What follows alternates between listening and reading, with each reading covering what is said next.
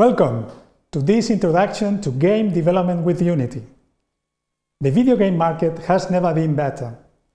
The diversity of platforms now available is offering new business opportunities, especially on mobile devices. But this diversity of platforms also implies a challenge to game developers.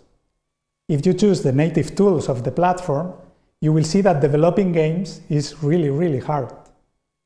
Unity, as a powerful game engine, offers a solution to this problem. Unity is the most popular game engine of the moment because of its many advantages. It allows us to develop for more than 20 different platforms. It is much easier to learn than other alternatives.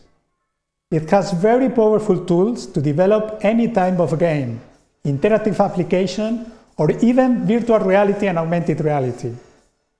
And it has a huge ecosystem, with hundreds of add-ons developed by third parties.